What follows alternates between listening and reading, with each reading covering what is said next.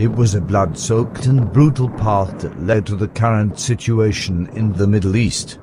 Today the world counts near 150,000 civilian deaths from violence in Iraq and an estimate death toll of 170,000 people that died during the civil war in Syria. There is a beastly story behind most of the deaths in these numbers.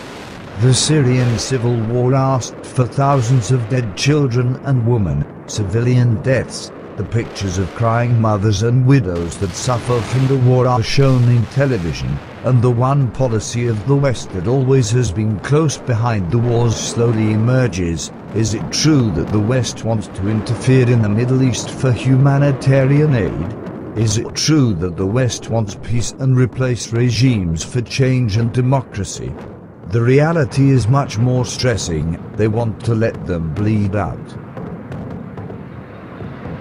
I have, at this point, not ordered military engagement in the situation, but the point that you made about chemical and biological weapons is critical. That's an issue that doesn't just... One clear evidence for this fact is found in the approach of President Obama to the raging civil war in Syria. To the day the president has done nothing to help the Syrians crush their tyrannic dictator Assad. At the point when Assad used chemical weapons against his own citizens, the US broke its promise to intervene in the desperate fight between rebel groups and the despotic regime. In fact, the world supplied weapons to the counterparts, the Russians to the Assad regime, and the US funneled weapons through neighboring countries to rebel groups like the Free Syrian Army and consequently to Al-Qaeda elements inside Syria.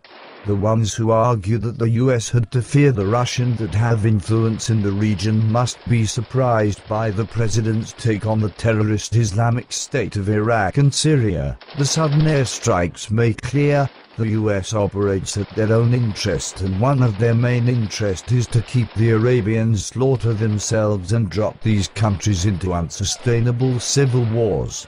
After 9/11, the US did go into Iraq for one sole reason: to wage war in the heart of the Arab countries. The Arab Spring that started in Iran ended vicious in Syria. Syria was torn up to pieces and the West was watching them bleed out.